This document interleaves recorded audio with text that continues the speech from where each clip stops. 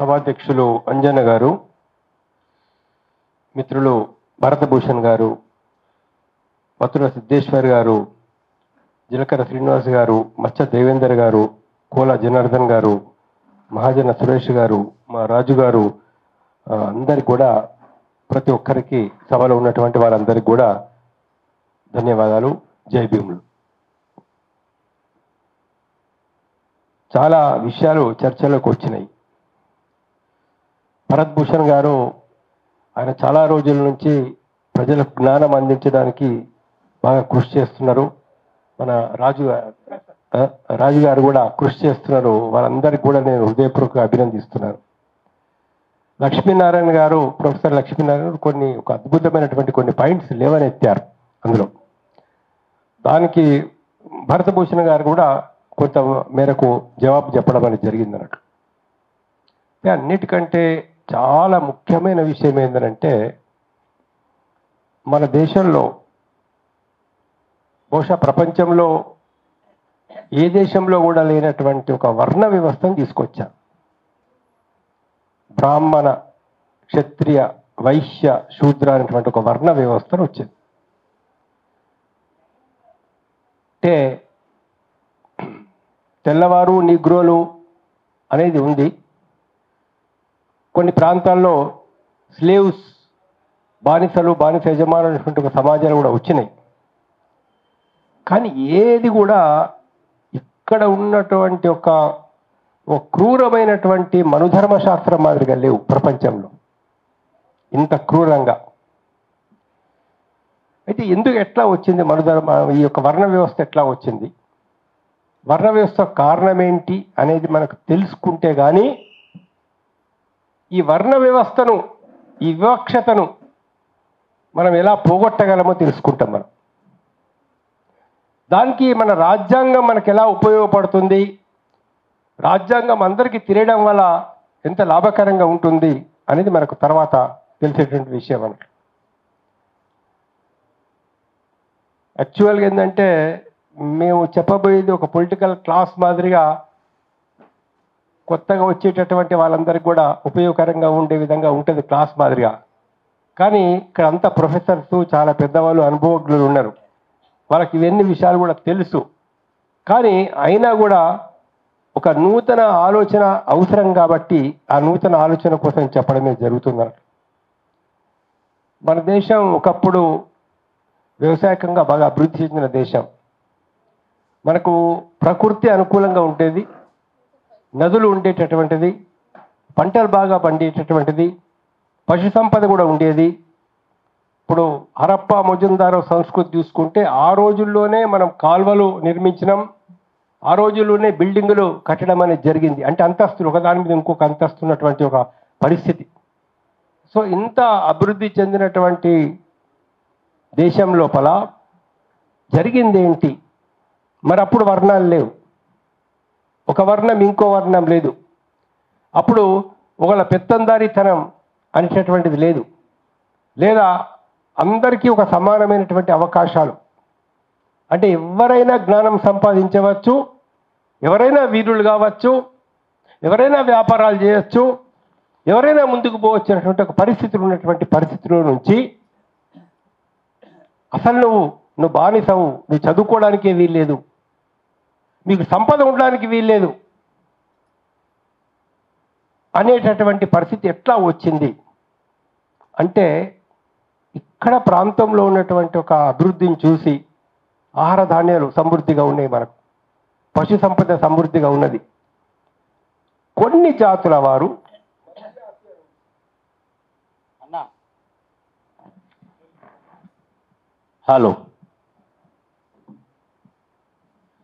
Iraq, Iran, మధ్య Asia అలాంటి ప్రాంతాలలో ఉండేటటువంటి వాళ్ళు ప్రధానంగా వాళ్ళు వేట మీద జీవించేవాళ్ళు. వారికి అక్కడ మనకున్నటువంటి నదులు కానీ, సస్యశ్యామలమైన భూమి కానీ రెండు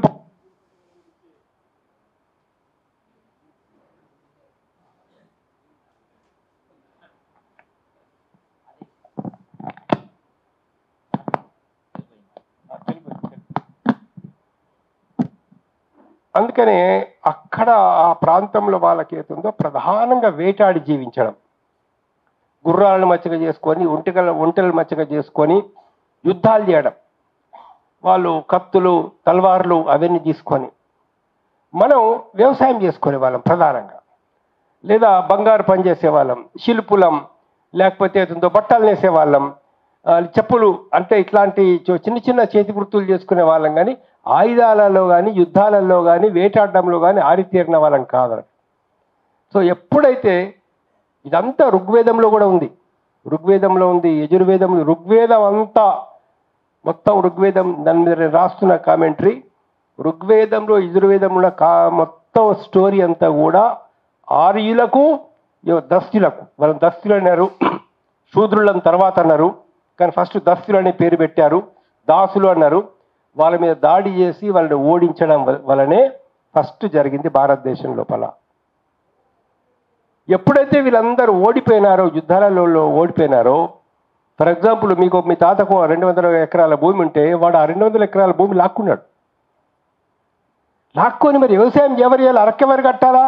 మళ్ళా మీ తాతను వీళ్ళు ఏమంటున్నాడంటే, అరే నువ్వే వ్యవసాయం చేయి, నువ్వు జీతగాడివి కదా, నువ్వు పని చేయి, వెట్టి చాకిరి చేయి. మరి ఇప్పుడు ఈసారికి ఒక 200 గొర్రెలు ఉన్నాయనుకోండి, గొర్రెలు ఉంటే ఈ 200 గొర్రెలు లాక్కొని ఈ గొర్రెలు కాసేటటువంటి వాడిని చేసినారు, బర్రెలను లాక్కొని బర్రెలు కాసేవారిని చేసిన, పశువులు లాక్కొని పశువులు కాసేవారు. ఈ ఆస్తులన్నీ ఆక్రమించుకొని ఒక 10% ఉన్న వాళ్ళు 5%, 10%, 15%, 20% కంటే ఎక్కువ లేరు. 15% ఉన్నటువంటి వాళ్ళు 85% మందిని యుద్ధాలలో ఓడించి అనగదొక్కి తమ వశం చేసుకున్నారు. అప్పుడు ఒక దుర్మార్గమైన ఆలోచన వచ్చిందన్న, అరే వీళ్ళు కూడా రేపు తిరుగుబాటు చేస్తే ఎట్లా, వీళ్ళు తిరుగుబాటు చేస్తారేమో ఏ రోజుకైనా, వీళ్ళు కూడా ఆయుధాలు తీసుకొని వస్తారేమో, కాబట్టి వీళ్ళు తిరుగుబాటు చేయొద్దు, ఆయుధాలు తీసుకొని రావద్దు అంటే ఏం చెయ్యాలి అని అంటే ఫస్ట్ ఏం చెప్పారంటే ఒక సిద్ధాంతం తీసుకొచ్చారు, మోసం పూరిత సిద్ధాంతం. నీది 200 ఎకరాల భూమి పోయిందా మీ తాతకు? పోయింది అయ్యా, పోయింది. అరే నీ కర్మరా, నీ జాతి, నీకు నక్షత్రాలు బాగలేవు, జాతకం బాగలేదు అనేటటువంటి ఒక మోసపూరితమైనటువంటి ఒక కర్మ సిద్ధాంతాన్ని తీసుకొచ్చాడు. మరి రావణుడు సీతను ఎత్తుకపోతే రాముడు కర్మ అనుకున్నాడా? పాండవుల రాజ్యం పోతే పాండవులు కర్మ అనుకున్నారా? ఎవడయ్యా కర్మ అనుకున్నాడు? ఎవడు అనుకోలే కర్మ. వాళ్ళు యుద్ధాలు చేశారు, వాళ్ళు రాజ్యాలను గెలుచుకున్నారు. ఎక్కడ కూడా కర్మాన్ని కూర్చోలే, కర్మాన్ని ఎక్కడ కూర్చోలే, కర్మ నీకే వచ్చింది. కానీ శూద్రులు తిరుగుబాటు చేస్తా అంటే, శూద్రులు మీరు తిరుగుబాటు చేయొద్దు, మీ కర్మ. ఆస్తి పోయిందా మీ కర్మ, గొర్రెలు పోయినాయా మీ కర్మ, బర్రెలు పోయినాయా మీ కర్మ. ఇది అప్పుడు కూడా వాళ్ళు ఆలోచించారు బాగా, చాలా తెలివైన వాళ్ళు. మన సార్ కంటే కూడా, భరతభూషణ్ గారి కంటే కూడా తెలివైన వాళ్ళు ఒక రకంగా చెప్పాలంటే. ఎందుకు చెప్తున్నానంటే ఎంత మోసం అని అంటే, పొరపాటున వీళ్ళు చదువుతారేమో. ఇవాళ నేను మొత్తం వేదాలన్నీ చదువుతున్నా, దాని మీద కామెంట్ రాస్తున్నా. మధుధర్మ శాస్త్రం మీద సగం రాసిన, ఇంకా సగం పూర్తయ్యేది ఉన్నది. మొత్తం మీకు అందరికి అందుబాటులో వస్తుంది త్వరలో. అయితే ఇది చదివితే మీకు తెలుస్తుంది. మీరు అందరితో ఒకసారి నేను మనవి చేస్తున్నా, అందులో డిమాండ్ చేస్తున్నా, రాదర్ అందరూ మనుధర్మ చదవండి, కంపల్సరీ చదవండి మనుధర్మ. భారత రాజ్యాంగం చదవడం ఎంత ఇంపార్టెంటో మనుధర్మ శాస్త్రం చదవడం కూడా మీకు అంత ఇంపార్టెంట్. అండ్ వీలైతే మీరు ఋగ్వేదం చదవండి, యజుర్వేదం చదవండి. ఏముంది, రాజ్యాంగం వశం చేసుకున్నారు, మీ ఆస్తులు లాక్కున్నారు, మీ గొర్రెలు లాక్కున్నారు, బర్రెలు రాసుకున్నారు. మిమ్మల్ని అవుతుందో ఏం చెప్పంటే కర్మ అని చెప్పారు. అన్నిటికంటే ముఖ్యమైనది ఏం చెప్పారంటే, శూద్రుడికి చదువుకునే హక్కు లేదు, శూద్రుడికి చదువుకునే హక్కు లేదు, వేదం ముట్టే హక్కు లేదు. ఎవడైనా బ్రాహ్మణుడు పొరపాటున వేదం చదివేటప్పుడు అతడు జాగ్రత్త పడకుండా గోడచాటున ఉండి, తడకచాటున ఉండి ఒక శూద్రుడు కనుక వేదం వింటే ఆ బ్రాహ్మణుడిని ఊళ్ళకెళ్ళి గంటేయాలన్నారు. వాళ్ళ మనుషుల్నే పొరపాటున వింటే శూద్రుడు, పొరపాటున కనుక శూద్రుడు వింటే ఏం పేరు పెట్టాలా ఉంది క్లియర్గా. బ్రాహ్మణులకి ఏం పేరు పెట్టాలా, శత్రువులకి ఏం పేరు పెట్టాలా, వైశ్యులకి ఏం పేరు పెట్టాలా, శూద్రులకి ఏం పేరు పెట్టాలా. శూద్రుడి చేతిలో ఎటువంటి కర్ర పట్టుకోవాలా, బ్రాహ్మణుడు ఎటువంటి కర్ర పట్టుకోవాలా, అవన్నీ కూడా ఉన్నాయి. చాలా ఉన్నాయి వివరంగా, టైం అంత లేదు కానీ ఉంటే ఇంకో 10 నిమిషాలు నేను చెప్పేవాడిని దాని గురించే. ఒక్క విషయం చెప్తా. ఒక రేప్ చేసినారు, ఒక స్త్రీని మానభంగం చేసినాడు. ఒక స్త్రీని కనుక శూద్రుడు మానభంగం చేస్తే, శూద్రుడు అంటే మరి ఇక్కడ గుర్తుపెట్టుకోవాలి మీరు అందరూ కూడా, బ్రాహ్మణులు, వైశ్యులు, క్షత్రియులు కాక మిగిలిన వాళ్ళందరూ శూద్రులే. బ్రాహ్మణులు, వైశ్యులు, క్షత్రియులు తప్పించి మిగతా ఇప్పుడు కాపోళ్ళు కావచ్చు, గొల్లోళ్ళు కావచ్చు, కమ్మరోళ్ళు కావచ్చు, కొమ్మరోళ్ళు కావచ్చు, విశ్వబ్రాహ్మణులు కావచ్చు, అన్ని కులాల వాళ్ళు శూద్రులే ఎక్సెప్ట్ 3 కులాలు. సో శూద్రుడు కనుక రేపు చేస్తే ఏం చేయాలంటే ఫస్ట్ తలకాయ తీసేయాల, తల అందరు చూడంగా తల ఖండించేసేయాల. తర్వాత అవుతుందో లేదు అనుకుంటే, వేరే శిక్ష వేయాలనుకుంటే అందరి ముందు మొత్తం అంగం కోసేస్తారు. అంగాన్ని కోసి అక్కడ వీలాడదీయాలి. వాడిని నరికి ఆ రక్తం కారుతూ కారుతూ చావాలా. అక్కడికి ట్రీట్మెంట్ కానీ వాడిని తీసుకువద్దే దగ్గరికి పిలవడం కానీ చేయకూడదు ఎవరు కూడా. అదే గనక వైశ్యుడు కనుక రేపు చేస్తే ఆ స్త్రీని బట్టి, ఆమె వయసుని బట్టి వీడు ఎంత డబ్బులు ఇవ్వాలో నిర్ణయం చేయాలి. 50,000 ఇవ్వాలా, 1,00,000 రూపాయలు ఇవ్వాలా, ఒక లెక్క చేసి పన్ను వసూలు చేయాలి. అదే క్షత్రుడు కనుక రేప్ చేస్తే క్షత్రువుని ఊరు బయట పంపించేసేయాలి, అంటే ఊళ్ళకెళ్ళి గెంటేయాలి. అదే బ్రాహ్మణుడు కనుక, పిలిక పెట్టుకున్న బ్రాహ్మణుడు కనుక రేప్ చేస్తే అందరి లోపల వాళ్ళ బ్రాహ్మణ సంఘం లోపల పిలిచి చెయ్యేసి, నువ్వు బ్రాహ్మణోత్తోడప్పుడు ఇలాంటి పని చెయ్యకూడదయ్యా అని చెప్ప, ఇది చెయ్యకూడదయ్యా అని చెప్ప. అన్ని నేరాలకింతే ఉన్నది, ప్రతి నేరానికి ఇంతే ఉన్నది. ప్రతి నేరానికి బ్రాహ్మణుడికి వేరే శిక్ష, వైశ్యుడికి వేరే శిక్ష, క్షూద్రుడికి వేరే శిక్ష. రాజు ఏం చేయాలంటే పొద్దున్న లేవగానే రాజు ఫస్ట్ బ్రాహ్మణుడి దర్శనం చేసుకోవాలి. పరిపాలన బ్రాహ్మణుల యొక్క సలహా ప్రకారమే పరిపాలన. ఏ రాజు అయితే బ్రాహ్మణుల సలహా ప్రకారం పరిపాలన చెయ్యడో ఆ రాజు ఎక్కడ నరకానికి పోతాడని భయపెట్టడము, ఇంకో దగ్గరికి పోతే భయపెట్టడం. మధ్యలో ఒక చిన్న ఒకటే నిమిషం ఒక కథ చెప్పేసి, ఎందుకంటే మధ్యలో జోక్ కూడా అవసరం కాబట్టి వచ్చినది చెప్తా. శ్రీకృష్ణదేవరాయలకు తల్లి ఆమె బాగా బీమార్ అయిపోయింది, ఆరోగ్యం బాగాలేకుండానట. బాగలేకపోతే అప్పుడు అక్టోబర్, నవంబర్, సెప్టెంబర్, అక్టోబర్ ఆ టైంలో రాయలు అందరు కూర్చున్నప్పుడు, అమ్మాయి చచ్చిపోతున్నది, నీ లాస్ట్ కోరిక ఏంటిదని, ఏం కోరుతున్నావంటే, అరే నాకు మామిడి పండు తినాలని ఉందిరా. ఎంత చక్కెర పడితే ఏమన్నది ఆ రోజుల్లో, మన అక్టోబర్లో, నవంబర్లో, సెప్టెంబర్లో మామిడి పళ్ళు దొరకమంటే అడికేది దొరుకుతాయి. ఎక్కడ చేసినా ఎక్కడ మామిడి పండు దొరకలే. ఆమె మామిడి పండు కూడా చచ్చిపోయేసరికి వీళ్ళు బాగా తెలివైన వాళ్ళు కదా, అవకాశం తీసుకున్నారు. 2వ రోజు 3వ రోజు చేస్తారు కదా, రాయల దగ్గరకు వచ్చారు. అయ్యా మీ అమ్మ కోరిక తీరకుండా చచ్చిపోయింది, మామిడి పండు అనుకుంటే చచ్చిపోయింది, ఆత్మ పైకి పోదు కిందికి పోదు, మధ్యలో కొట్టుమిట్లు ఆడుతూ ఉంటుంది. అది పైకి పోవాలంటే మేం మంత్రం చదవాలా, పైకి పోవాలంటే మేం మంత్రం చదవాలా, తెలిసిందా? ఇప్పుడు దేవో మంత్రాధీనం అట, మంత్రో బ్రాహ్మణాధీనం. మంత్రం ఆధీనంలో ఉంటుంది, మంత్రమాధీనంలో దేవుడు ఉంటాడు. క్లియర్గా చెప్పారు వాళ్ళు, ఇంకా వేరే విధంగా. సో అందుకని చెప్పేసి ఏం చెప్పారంటే, ఇప్పుడు మామిడి పండు, మీ తల్లి మామిడి పండు అంటూ చచ్చిపోయింది కాబట్టి నువ్వు మామిడి పనులు చేయించి అందరికి ఇవ్వాలి. దానిలో ఏముంది, ఇచ్చేద్దాం. మార్చి ఏప్రిల్ వస్తే మామిడి పనులు తెప్పించి, అట్లా కాదు, ఈ 10 రోజులు టైం లోపల తినిపియాలి. ఇప్పుడు ఎక్కడ దొరుకుతాయి మామిడి పనులు? నేను చెప్తాను కదా మీకు ఐడియా, బంగారు మామిడి పనులు తయారు చేసి ఇవ్వాలి. అది అందరికి ఎట్లీస్ట్, అందరికి అవసరం లేదు. ఎవరికి జందేం ఉంటుందో, ఎవరు మంత్రాలు చదువుతారో వాళ్ళకి ఇస్తాయాలి. ఎవరైతే బ్రాహ్మణులో వాళ్ళకి ఇస్తాయాలి, మిగతా వాళ్ళకి ఇవ్వాల్సిన పనులే.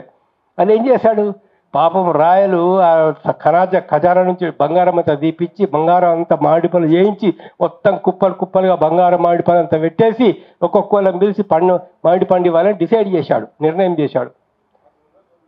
అంతే కదా, వాళ్ళు ఫూల్సే. అప్పుడు ఏమైపోయిందనంటే తెనాలి రామకృష్ణుడు చాలు కదా, మహా తెలివైనవాడు. కడుపు మండిపోయింది తెనాలి రామకృష్ణుడికి. ఏం చేశాడు, ఒక ఐడియా చేశాడు.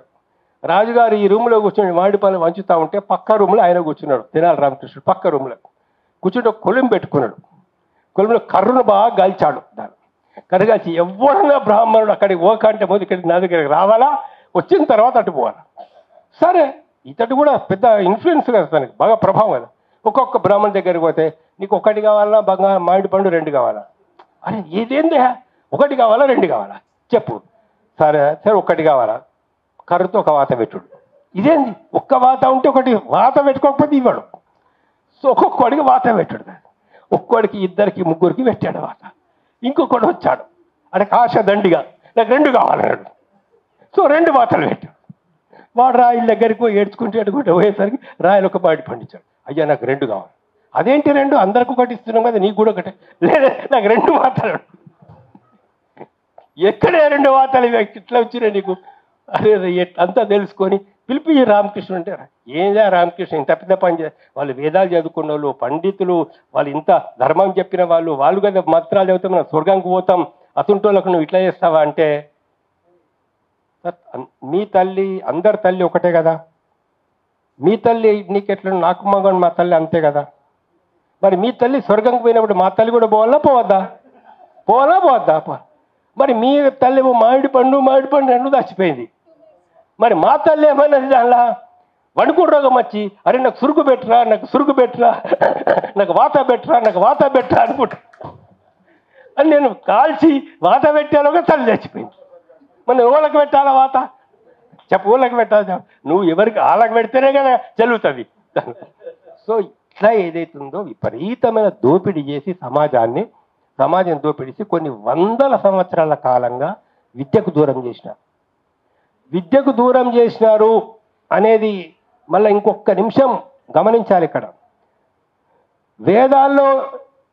వేదాల టైంలో కానీ వేదాల కంటే ముందు వశిష్ఠుడు ఊర్వశి కొడుకు, వశిష్ఠుడు భార్య మాదిగ అరుంధతి, వాళ్ళకు పుట్టాడు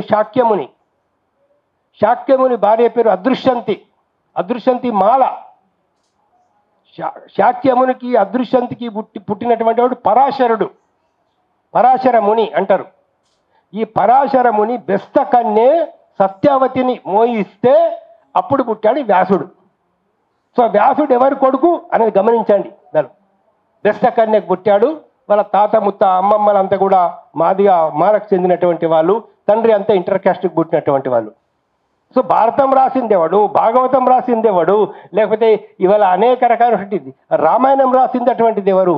అరే మీరు కాదురా, ఈ కులాలకెళ్ళి వచ్చినటువంటి వాళ్ళే రామాయణం భారతం రాశారు, రామాయణం రాశారు, అన్నీ రాశారు. దానిలో మీరు చేర్పులు మార్పులు చేసుకున్నారు, అది మేము ప్రూఫ్ చేస్తాం, అది వేరే విషయం. సో సమాజాన్ని ఇట్లా చేసుకుంటూ వచ్చారు తరతరాలుగా. ముస్లిమ్స్ వచ్చారు, పరిపాలన చేస్తారు. ఎంత గమ్మత్తు ఉంటుందంటే చెప్పడానికి టైం లేదు. కానీ నిన్నటిదాకా హిందూ రాజుల పక్కన ఉండి వాళ్ళు రాజులకు సేవ చేసినటువంటి వాళ్ళు యుద్ధంలో ఈ రాజు ఓడిపోతున్నాడు అనే టైంకు పోయి అక్కడ ముస్లింలా కలుస్తారు. అక్కడ మంత్రి పదవులు వీళ్ళదే, మన సైన్య అధ్యక్షులు వీళ్ళే, మంత్రి పదవులు వీళ్ళదే అక్కడ. సో ఆ రాజుల కాలం లోపల కూడా ఈ వర్ణ వ్యవస్థను డిస్టర్బ్ చేయలేదు. ఆ టైంలో కూడా వర్ణ వ్యవస్థను డిస్టర్బ్ చేయలేదు. వాళ్ళ డామినేషనే కొనసాగుకుంటూ వచ్చింది. కొన్ని గురుకులాలు ఉంటే గురుకులాలు 400-500 సంవత్సరాల క్రితం కంటే మొదలు కూడా అందులో వాళ్ళకే పాఠాలు తప్పించి వేరే వాళ్ళకు లెసన్స్ లేవు. నువ్వు కర్ణుడి కథ చూడు, లేకపోతే ఏతుందో నేడు ఏకలవ్యుని కథ చూడు, ఎన్నైనా కథలు చూసుకో, అదే ఉన్నాయి. ఎప్పుడు స్టార్ట్ అయిందనంటే ఫస్ట్ టైం బ్రిటిష్ వాళ్ళు వచ్చిన తర్వాత బ్రిటిష్ వాళ్లకు సైనికులు అవసరమైనారు కాబట్టి, బ్రిటిష్ వాళ్ళకు వంట చేసే వాళ్ళు అవసరమైనారు కాబట్టి, బ్రిటిష్ వాళ్ళ దగ్గర వంట చేయడానికి వాళ్ళకు పనులు చేయడానికి ఈ బ్రాహ్మణ కులాల వాళ్ళు ఒప్పుకోలేదు కాబట్టి అందరికీ చదువు చెప్పాలనే ఉద్దేశం ఫస్ట్ టైం ఈక్వాలిటీ అనేటటువంటిది, equal education to the down trodden communities వచ్చింది బ్రిటిష్ వాళ్ళు వచ్చిన తర్వాతనే. అంబేద్కర్ గారి తండ్రి ఎప్పుడు చదువుకున్నాడు, దాని తర్వాత మనకు సాహు మహారాజు వాళ్ళు అది అప్పుడే చదువుకున్నారు, మనకు పులే అప్పుడే చదువుకున్నాడు. పులే వాళ్ళందరూ కూడా ఎడ్యుకేషన్ ఫస్ట్ స్టార్ట్ అయింది. ఎడ్యుకేషన్ వచ్చిన తర్వాతనే మనకు వివక్షత ఎట్లా వచ్చిందో తెలిసింది. ఎడ్యుకేషన్ వచ్చిన తర్వాతనే మనకు సమాజం లోపల వర్ణ వ్యవస్థ ఎట్లా వచ్చిందో తెలిసింది. అది ఎంత దుర్మార్గమైందో మనకు పులే రచనల ద్వారా, రకరకాల వాళ్ళ రచనల ద్వారా మనకు తెలిసింది. ఎన్ని రకాల దోపిడీ చేసుకుంటూ వచ్చినారు సమాజాన్ని. ఇదే వచ్చిన తర్వాత మనకు చిన్నగా ఒక విషయం, 2-3 విషయాలే మనం గమనించాలా. భారత స్వతంత్ర పోరాటం మొదలైంది. స్వతంత్ర పోరాటం లోపల మహాత్మా గాంధీతో పాటు బాబాసాహెబ్ అంబేద్కర్, మిగతా వాళ్ళు చాలా పెద్ద ఎత్తున పోరాడారు. ఎప్పుడైతే నేతాజీ సుభాష్ చంద్రబోస్ లాంటి వాళ్ళ యొక్క పలుకుబడి పెరిగిందో, ప్రజలు సాయుధంగా తిరుగుబాటు చేస్తారనేటువంటి దశ వచ్చిందో, అంబేద్కర్ యొక్క ప్రభావం పెరిగిపోయిందో, అప్పుడు కదా గాంధీజీతో వాళ్ళు ఒక అగ్రిమెంట్ చేసుకోవడం అనేది జరిగింది. వాస్తవంగా చెప్పాలంటే పునా ప్యాక్ట్ మీకు వివరంగా టైం లేదు నాకు చెప్పడానికి, పెద్ద ద్రోహం అది. దళిత జాతికి జరిగినటువంటి అన్నిటికంటే పెద్ద ద్రోహం పునా ప్యాక్ట్. అక్కడ ఏముందనంటే దళితులందరూ కలిసి తమ ఎమ్మెల్యేలు ఎన్నుకోవాలా, ఆదివాసీలు అందరూ కలిసి తమ ఎమ్మెల్యేలు, ఎంపీలు ఎన్నుకోవాలా. వేరే కులాల వాళ్ళు ఓటేయద్దు. అక్కడ వేరే కులాల వాళ్ళకు ఓటేసే అధికారం లేదు. వీళ్ళనే దళితులనే, ఒక 1,00,000 మంది దళితులుంటే ఒక ఎమ్మెల్యే, ఎగ్జాంపుల్ చెప్తున్నా.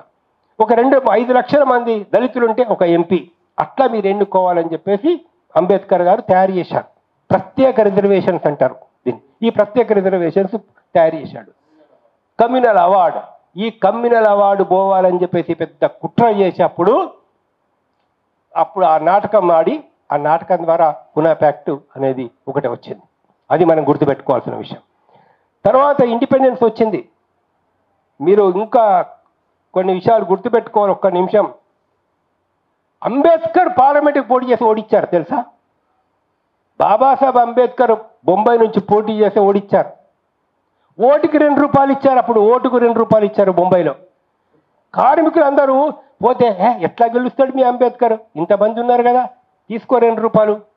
మన తెల్లారు తీసుకున్న ₹2 మరి ధర్మంగా ఓటేయాలా, సత్యంగా ఓటేయాలా. సో అంబేద్కర్ను మళ్ళా లాస్ట్ వెస్ట్ బెంగాల్కి పోయిన తర్వాత, వెస్ట్ బెంగాల్ నుంచి ఆయన అవుతుందో అక్కడ ఉండేటటువంటి ముస్లిం లీగ్ వాళ్ళు, అక్కడ మండలు, అక్కడ ఉండేటటువంటి ఫార్వర్డ్ బ్లాక్ పార్టీ వాళ్ళు కొంతమంది సపోర్ట్ చేసి ఆయనని మళ్ళీ ఎంపీగా ఎన్నుకోవడం జరిగింది. ఇక్కడ రాజ్యాంగంలో బాబాసాహెబ్ అంబేద్కర్ ఒక విషయం చాలా స్పష్టంగా చెప్పాడు లాస్ట్లో. రాజ్యాంగం ఎంత మంచిదైనా కావచ్చు, అది ఎంత అద్భుతమైనదైనా కావచ్చు, కానీ అధికారం ఎవరి చేతి లోపల ఉంటుంది, దాన్ని బట్టే రాజ్యాంగం అనేది అమలు అవుతుందా అమలు కాదని చెప్పాడు. రాజ్యాంగం అమలు అయ్యే సమస్య లేదు, అమలు కావడం లేదు అని అంబేద్కర్ ఇప్పుడు కాదు 1950లో చెప్పాడు. 1950లో ఇది కనుక రాజ్యాంగం కనుక ఈ దొరల చేతిలో, దొంగల చేతిలో, జమీందారుల చేతిలో, జాగీర్దారుల చేతిలో కనుక ఉంటే ఈ రాజ్యాంగం అమలు కాదు అని చెప్పేసి చాలా స్పష్టంగా చెప్పడం అనేది జరిగింది. ఇక్కడ ఏమైపోయిందంటే మనమేమో రిజర్వేషన్స్ వచ్చినాయి అనుకున్నాం. రిజర్వేషన్స్ వల్ల చాలా లాభం జరిగింది. చాలామంది చదువుకున్నారు, చాలామంది ఐఏఎస్ ఆఫీసర్స్ అయినారు, ఐపీఎస్ ఆఫీసర్స్ అయినారు, ఉద్యోగులు వచ్చినాయి, కరెక్టే. కానీ పొలిటికల్ రిజర్వేషన్స్ ఏమైపోయిందంటే మెజారిటీ వాళ్ళు ఓట్లు వేసేటువంటి పద్ధతులు ఉండడం వల్ల అక్కడ జమీందారు ఎవరికి చెప్తాడో వాడే ఎమ్మెల్యే, జాగీర్దార్ ఎవరికి చెప్తాడో వాడే ఎంపీ. ఒక ఊళ్ళో సర్పంచ్ ఎవరు కావాలా, దళితుడు కావచ్చు సర్పంచ్, కానీ ఆ ఊర్లో రెడ్డి దొర ఎవరైతే పేరు చెప్తాడో వాడే సర్పంచ్ అయ్యే పరిస్థితి కొనసాగుతూ వచ్చింది. సో డెమోక్రసీ అనేటటువంటిది ఇంప్లిమెంటేషన్లో రాజ్యాంగం మనకు తెలియక, మన హక్కులు మనకు తెలియక, ప్రజల హక్కులు ప్రజలకు తెలియక మనం అమ్ముకునేటటువంటి పరిస్థితి లోపల వాళ్ళ డామినేషన్ కిందనే బతుకుతూ వచ్చాం. 1947 నాటికి, 1950 నాటికి కూడా దేశంలో 10,000 ఎకరాల జమీందారులు ఉన్నారు, జాగీర్దారులు ఉన్నారు, సంస్థానాధీశులు ఉన్నారు, టాటాలు ఉన్నారు, బిర్లాలు ఉన్నారు, అంత పెద్ద ధనికులు ఉన్నారు. ఈరోజు అదాని ఆదాయం ఒక రోజుకు 18,600 రూపాయలు, 18,000 కోట్లు, 18,600 కోట్లు పర్ డే ఇన్కమ్ అవుతుంది. మరి మన పేదవాడి యొక్క ఇన్కమ్ ఎంత ఒక రోజుకు మీరు లెక్కేసేయండి.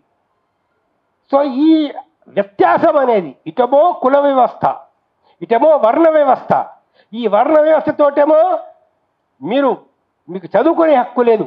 ఎన్నో గ్రామాలలో చూసిన మా ఫ్రెండ్స్, మాకు తెలిసిన వాళ్ళు ఏం, అరే నేను లా చదువుతా అంటే, అరే నీకెందుకు లా, గొర్రెలు కాసుకపో, నువ్వేంద్రా చదువుకునేది, బర్రెలు కాసుకపో. ఎన్ని చోట్లలా, ఎన్నో చోట్ల మేము వెళ్ళి మీటింగ్లలో పెట్టేసి ఆ భూస్వాముల ఏజెంట్లను తిట్టి రకరకాల ఎంతోమంది చదువుకోవడానికి మేము అక్కడ ప్రోత్సహించడం అనేది జరిగింది అన్నట్టు పరిస్థితి. ఇక్కడ ఇంకొకటే నిమిషం నేను ఊహించలేకపోతున్నా, క్షమించాలా. మా దగ్గర ఆదిలాబాద్ జిల్లాలో భూస్వాముల దౌర్జన్యాలు బాగుండే, వెట్టి చాకిరి ఉండే. ఒక గ్రామంలో కరెంటు లేదు, ఒక గ్రామంలో స్కూల్ లేదు. మరి పెద్ద ఊరే, దానికంటే చిన్న ఊళ్ళో కరెంట్ ఉంది, స్కూల్ ఉంది. నేను చాలా 2-3 సార్లు ఆ ఊరికి పోయి మీటింగ్ పెట్టిన తర్వాత ఒక పెద్దాన్ని పిలిచి, ముసలాన్ని పిలిచాడు, ఏమై మీ ఊళ్ళో కరెంట్ లేదు, మీ ఊళ్ళో స్కూల్ లేదంటే, మా దొరకు ఇష్టం లేదు సార్, కరెంట్ వస్తే దళితుడి గుడిసెలో కూడా బల్బు వెలుగుతుంది, స్కూల్ వస్తే వాళ్ళ పోరగాళ్ళు కూడా చదువుకుంటారు, తెలుస్తుంది, వాళ్ళ జ్ఞానం వస్తుంది, పత్రికలు చదువుతారు, పేపర్లు చదువుతారు, రేడియో వింటారు. అది మాకు ఇష్టం లేదు. కాబట్టి ఏతుందో ఈ యొక్క సమాజంలో జరుగుతున్నటువంటి ఈ మార్పుల లోపల బాబాసాహెబ్ అంబేద్కర్ మనకు అందరికి ఒకే ఓటు ఇచ్చాడు. ఒక్క నిమిషం, ప్రతి మనిషికి ఒక ఓటు ఇచ్చాడు, ప్రతి మనిషికి ఒక ఓటు ఇచ్చాడు, ప్రతి మనిషికి ఒక ఓటు ఇచ్చాడు. పేదవాడైనా, ధనవంతుడైనా, భూస్వామైనా, జమీందారైనా, జాగీరదైనా, భూమిలాంటి వాడైనా, బానిస అయినా, ఎవరైనా ఒకే ఒక ఓటు ఇచ్చాడు.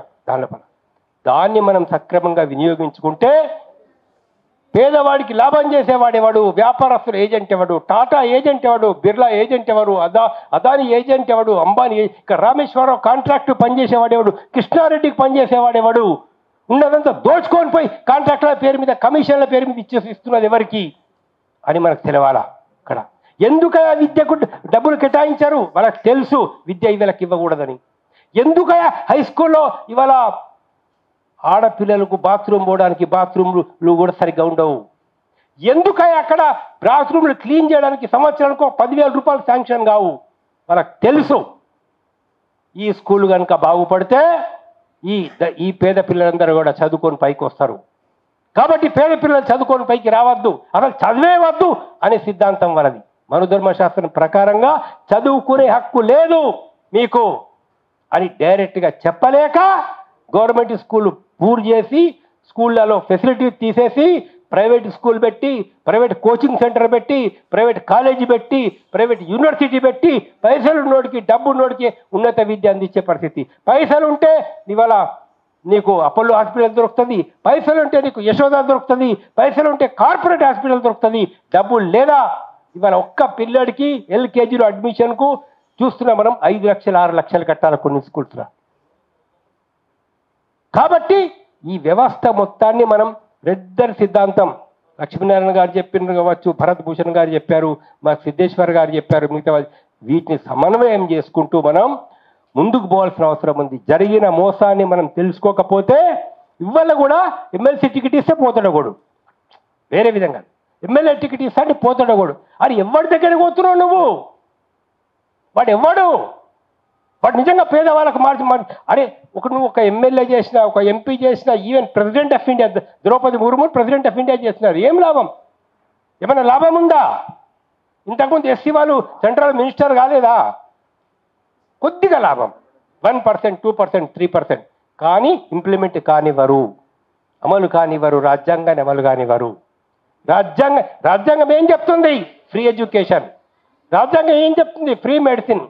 రాజ్యాంగంలో ఆర్టికల్ 37, 38 పరిశ్రమలు జాతీయం చేయాలా, భూములు జాతీయం చేయాలా, సంపద కొద్దిమంది చేతిలో పోగుపడవద్దు, సంపద కొద్దిమంది. ఆర్టికల్ 37 చదవండి, 38 చదవండి, 39 చదవండి, చాలా క్లియర్గా చెప్తుంది. ఒకటేమో వర్ణ వివక్షత ఉండద్దు, కుల వివక్షత ఉండద్దు, కుల భేదాలు ఉండద్దు, ఆర్థిక అసమానతలు ఉండదు. రెండు చెప్తున్నది బాబాసాహెబ్ అంబేద్కర్ రాసిన రాజ్యాంగం. దానికి అన్ని మీరు చేస్తున్న కృషి చాలా మంచిది. మిమ్మల్ని అభినందిస్తున్నాను, నేను హృదయపూర్వకంగా మీ అందరిని కూడా అభినందిస్తున్నాను. మంచి కార్యక్రమం చేపట్టారు, తీసుకొని మీరు ముందుకెళ్లాలని చెప్పేసి కోరుతూ, ఇది విజయవంతం కావాలని ప్రభుత్వం మీద ప్రెషర్ తీసుకొచ్చే మీ పోరాటంలో మీతో పాటు మేము కూడా ఉంటామని చెప్పి చెప్తూ నాకు అవకాశం ఇచ్చినందుకు ధన్యవాదాలు.